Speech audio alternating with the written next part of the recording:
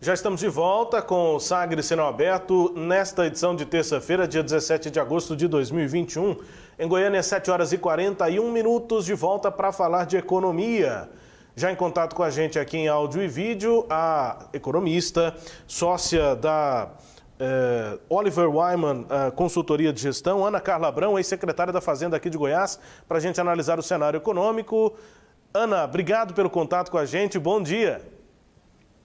Bom dia, Rubens. Bom dia, Cileide. Bom dia aos ouvintes da Sagre.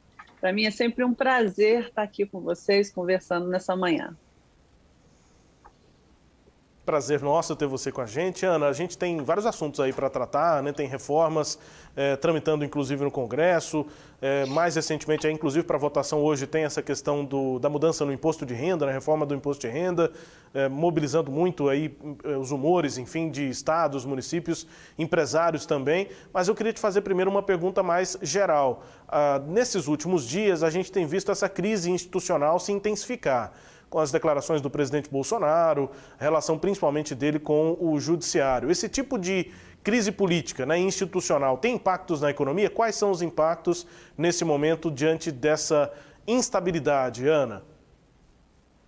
Com certeza, Rubens, os impactos, né, dessa insegurança, dessa crise institucional, porque a palavra é essa mesmo que você utilizou, os impactos dessa instabilidade sobre a economia são sempre muito grandes. É claro que a gente tem hoje uma perspectiva de crescimento para o ano de 2021 que é bastante positiva, mas a gente tem que lembrar, primeiro, que ela vem de uma recessão muito pronunciada em 2020, em função da pandemia, e, portanto, crescer 5% não significa que nós estamos, né, num processo de recuperação aí contínuo e consistente.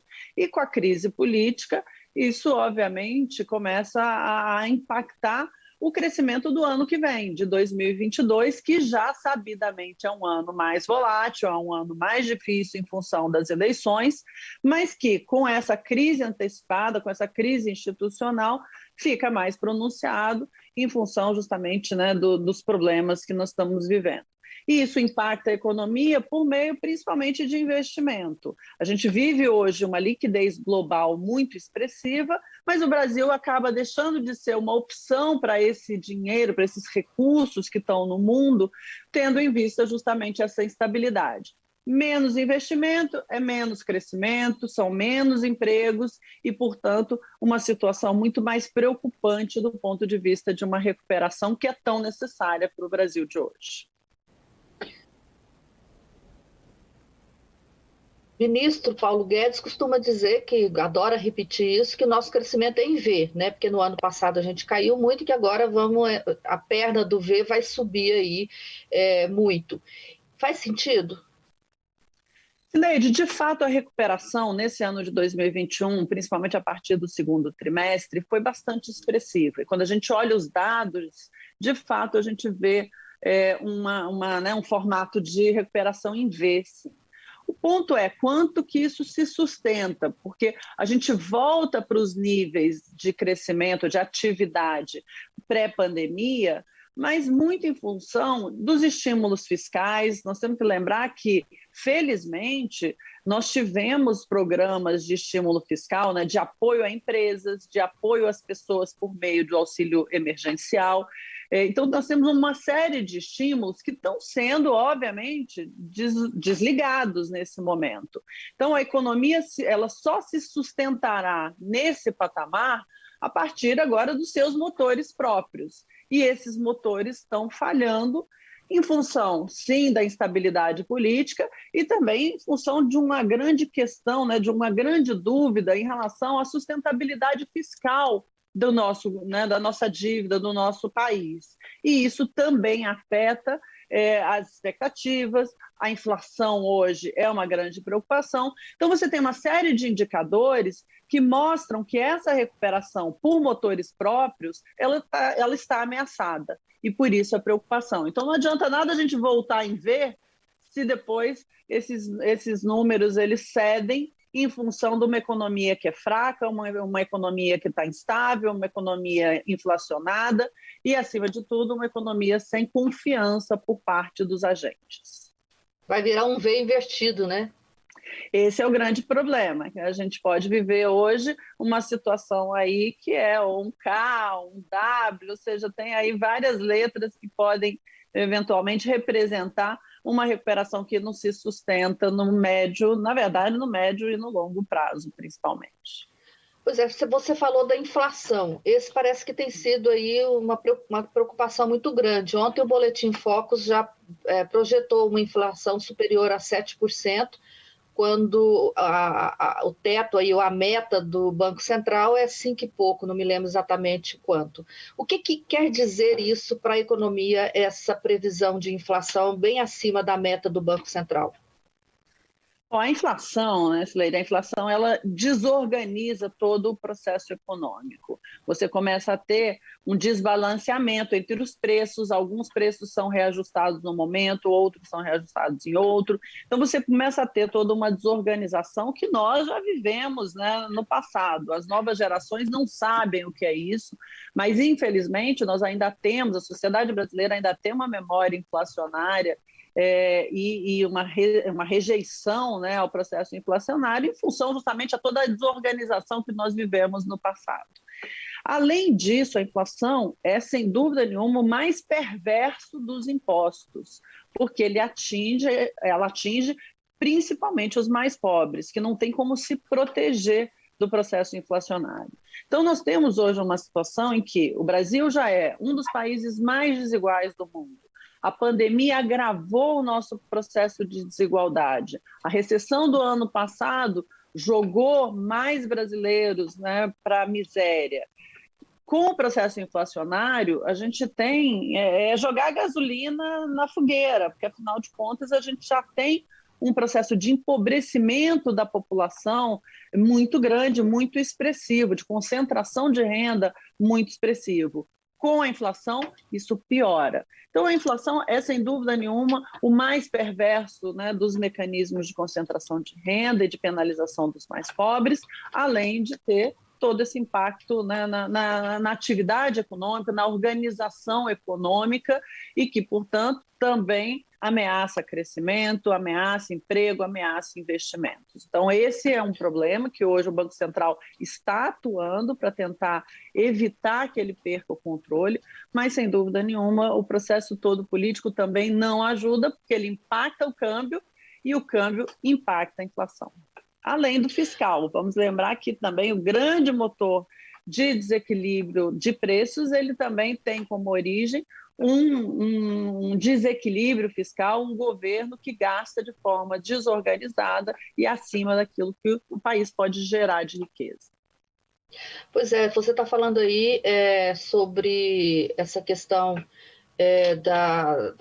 do desequilíbrio fiscal, e a gente fica vendo esse vai e não vai do governo com valores, né? Uma hora fala que o novo auxílio emergencial é um tanto, depois fala que é outro. O governo mandou um projeto, uma medida provisória sem valores para o Congresso Nacional. Quer dizer, o que está acontecendo com o liberal ministro Paulo Guedes e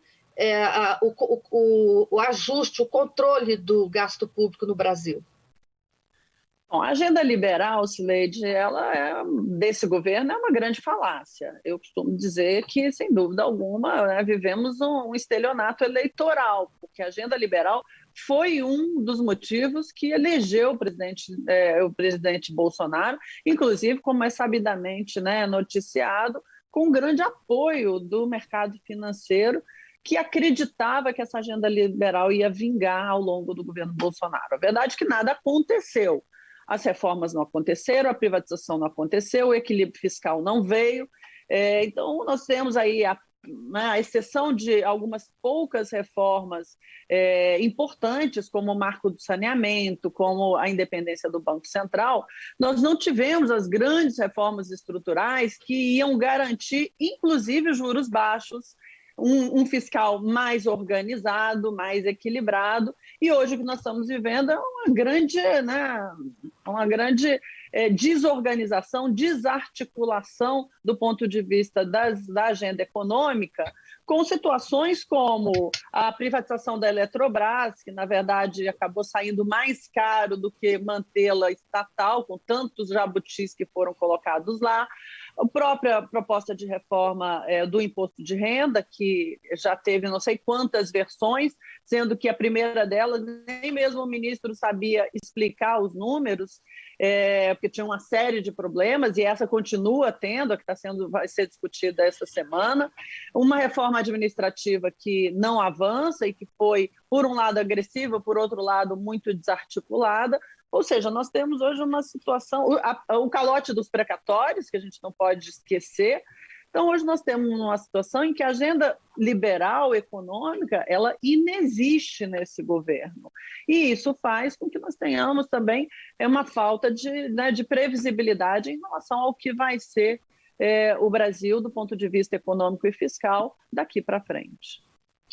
Pois é, ao mesmo tempo que a gente tem um governo que não tem muita atuação no Congresso Nacional, né? Ele entrega os projetos e deixa ao Deus dará, nós agora temos um presidente da Câmara que pega os projetos e aprova do jeito que também ele quer aprovar, não passa o trator por cima, né? Você se preocupa com a votação prevista para essa semana, que pode ocorrer, já que o presidente Lira quer votar, do imposto de renda como ele está?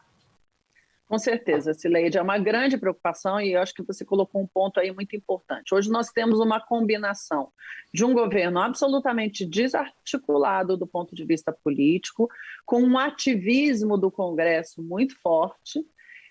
Isso ficou claro no orçamento, o orçamento foi absolutamente loteado e o governo abriu mão, dentro dessa desarticulação política, de planejar os gastos públicos, de garantir uma certa consistência nas escolhas, né, de investimentos. Ela delegou isso para o Congresso Nacional. E agora o que nós temos é justamente reformas importantíssimas, como a reforma tributária, que já chegou fatiada e desarticulada no Congresso, sendo tocada a toque de caixa, de forma assodada, sem a devida discussão. E, certamente, reformas tão importantes como essa, e como a reforma administrativa, que também está sendo discutida hoje no Congresso Nacional, elas precisam de maturidade, elas precisam de uma discussão com a sociedade. O papel do parlamento aqui é justamente garantir que a proposta que chega do governo, ela é discutida, ela é melhorada, para que aí sim ela seja levada à votação e seja aprovada. Nada disso está acontecendo. Hoje as reformas estão sendo colocadas como trunfos individuais, quer seja do relator, quer seja do presidente da Câmara, quer seja do governo. E não é assim que se fazem reformas que são perenes e são, de fato, importantes para mudar a situação econômica atual do Brasil. Infelizmente, isso não está acontecendo. As reformas estão sendo colocadas como, está vendo, aprovei a reforma, independentemente da sua qualidade, e isso é muito perigoso para o futuro do Brasil. Pois é, o que seria desejável que acontecesse nesse cenário, dentro do que é possível no momento, né? Eu, sinceramente, Cileide, eu tenho falado isso principalmente em relação à reforma administrativa, né? A gente vem defendendo reformas nesse país há tantos anos, em particular, né, nós imaginávamos que um Congresso reformista, como estava no começo do governo Bolsonaro, com essa agenda liberal que o ministro Paulo Guedes colocava, a gente ia, de fato, avançar nas reformas. Então, todos nós levantamos as bandeiras da necessidade das reformas, mas o que eu acredito é que, se você não tem condições políticas de avançar nas reformas, de fazer boas reformas, é melhor não fazê-las, porque o que nós temos visto, e a Eletrobras, mais uma vez eu trago aqui como exemplo, a privatização da Eletrobras foi um retrocesso. Então, nós temos situações, aprovações, reformas importantes que pioram uma situação que já é ruim, é melhor não avançar nelas. Vamos manter a discussão. Em relação à reforma administrativa, é o que eu digo, uma reforma que vai mexer com a estabilidade do serviço público, uma reforma que vai mudar os vínculos, uma reforma que não ataca os pontos principais, que são justamente os privilégios que os membros de poderes têm em relação a férias de 60 dias, pagamentos retroativos, aposentadoria por punição. e que avança sobre a estabilidade, que pode, inclusive, gerar um serviço público, se não feito de forma correta, gerar um serviço público enfraquecido. Ou seja, se é para fazer reformas para retroceder, é melhor não fazê-las, é melhor manter a discussão, avançar nos temas, amadurecer nessas reformas, para aí então fazê-las. Eu me lembro quando eu era secretária de Goiás, secretária de Fazenda de Goiás, e a gente discutia reformas importantes naquela época, inclusive reformas da Lei de Responsabilidade Fiscal, e me lembro muito bem que quantas vezes nós não tivemos que recuar porque o que saía da discussão ou de um assodamento era pior do que o que a gente tinha. E acho que nós estamos vivendo essa situação nesse momento. E eu, particularmente, que sou tão defensora das reformas, e em particular da reforma administrativa, hoje tenho medo do retrocesso e prefiro que a gente mantenha o debate, mantenha as discussões, a avançar numa reforma que piore em relação ao que nós temos hoje. Ana Carla, tem muita gente dizendo que, como ministro da Economia, o Paulo Guedes é um excelente palestrante, né? Porque é onde ele se destaca realmente. O mercado aí, que tanto o apoiou, ainda acredita no ministro como ministro ou já sabe que ele só é um bom palestrante? Bom, Sileide, eu sempre digo, né? O setor público, a gestão pública, é muito mais complexa do que os livros-textos e muito mais complexa do que o setor privado. Eu sempre dizia isso, que quando eu cheguei ao estado de Goiás, né, tive a honra aí de servir meu estado como secretária, você entende, de fato, né, o que é o Brasil a partir do setor público, porque aí você vê onde estão as amarras, as dificuldades, você aprende, né, que a política é uma variável absolutamente fundamental, e a boa política é absolutamente necessária para garantir legitimidade a qualquer gestão pública, a qualquer reforma. E o que eu acho é que o ministro chegou no setor público, na gestão pública, sem essa visão. Ele chegou simplesmente achando que ele ia aplicar o que estava no livro-texto e o que ele aplicou no setor privado a vida inteira e que as coisas eram muito fáceis. Isso se mostrou, né, completamente equivocado, porque as reformas não avançaram, o ministério excessivamente grande se tornou disfuncional, então você via justamente propostas saindo de lá sem a discussão e sem o entendimento por parte do próprio ministro, e isso se traduziu justamente, né, nessa frustração em relação à reforma econômica, à agenda econômica de forma geral. O mercado aqui, hoje, já começa a mostrar isso, inclusive começa a ser precificado, né? A gente vê os ativos sofrendo muito, começa a precificar o fato de que a agenda não aconteceu e não irá acontecer. Mas é claro que, né, eu sempre digo que o mercado e os políticos são sempre muito otimistas, né? Você sempre acha que no final tudo dará certo. Então, a gente ainda tem aí algumas apostas na direção, né, de uma reforma do imposto de renda, de uma reforma administrativa, mas, sinceramente, eu acho que hoje o que ainda dá esperança é muito mais essa liquidez global, essa possibilidade, né, de a gente conseguir atravessar mais um ano de forma ainda volátil, né, com muita incerteza, mas que em algum momento as coisas vão acontecer lá na frente. Mas certamente aquele otimismo que havia até pouco tempo atrás, ele desapareceu. Ana Carla, Goiás está prestes aí a encaminhar o pedido de adesão ao RRF, finalmente, né? São quase 3 anos falando nessa mesma história, assinou um contrato de refinanciamento dessa dívida não paga agora nesses 2 anos e meio. E aqui tem uma discussão, inclusive, no PSDB, o partido ao qual você serviu aqui, né, no governo, de que não é mais necessário, que o endividamento do Estado, que hoje é inferior a uma receita corrente líquida anual, não justificaria os esforços que o Estado terá de fazer aderindo ao RRF. Qual que é a sua opinião? Você acha isso ou você considera que, apesar disso, ainda é necessário e por quê? Eu acho que é absolutamente necessário, Sileide. O regime de recuperação fiscal vai dar ao Estado de Goiás a possibilidade justamente de se organizar estruturalmente. O que acontece é que, primeiro, a gente olha alguns indicadores por exemplo, a dívida líquida nunca foi um grande problema para Goiás, o endividamento efetivamente. O nível, o problema é o custo dessa dívida e o que ela representa de esforço para o Tesouro Estadual para servir essa dívida, ou seja, quanto que se paga todo ano para servir essa dívida. E o nível nunca foi um grande problema. Então, o que a gente tem que olhar são os indicadores que, de fato, hoje pressionam o caixa do Tesouro e impedem que sejam feitos investimentos necessários para o desenvolvimento do Estado e para servir, para prover de serviços à população, os 7 milhões de goianos que dependem de serviços do Estado.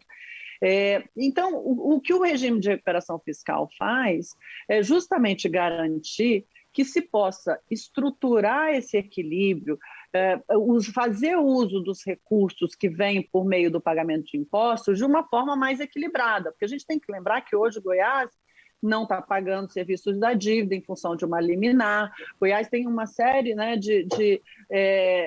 inclusive de resultados de reformas que foram feitas aí.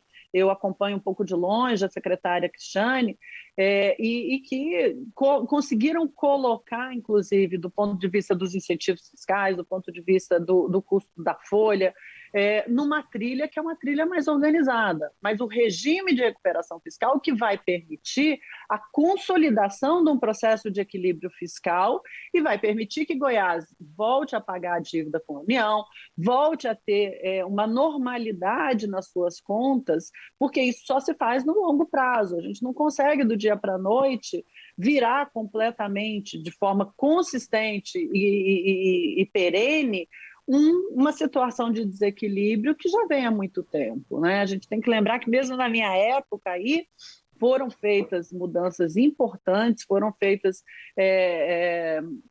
contenções de gastos para que a gente pudesse ultrapassar problemas pontuais. Mas só que os problemas estruturais, e isso vale para Goiás e vale para todos os estados da federação, eles estão aí, que é justamente um desequilíbrio estrutural entre despesas e receitas. O que o regime faz é garantir que esse processo seja suave, mas ele exige também que se mantenha um ritmo de reformas para garantir que, terminado o regime, as coisas estão organizadas. Mas o regime é absolutamente fundamental, na minha opinião, para dar fôlego para que essas reformas sejam feitas e sejam maturadas. E aí eu digo, uma reforma administrativa realmente profunda é absolutamente necessária para Goiás como para todos os outros estados da federação, porque é onde a gente tem a maior fonte de desequilíbrio estrutural de estados e municípios.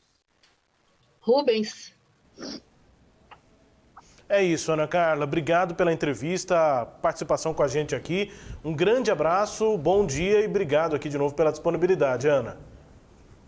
O maior prazer, Rubens. Para mim, vocês sabem, né? A Sagres, para mim, é a forma que eu tenho para matar um pouco as saudades do meu estado, da minha cidade. Um beijo para todos. Pouco de ganhadez. Prazer ser esse canal também. É isso mesmo. Obrigado. Obrigada, gente. Obrigado pela entrevista. Ana Carla Abrão, economista, conversando conosco aqui, analisando o cenário. Destaques a íntegra dessa entrevista a gente confere no nosso portal sagresonline.com.br.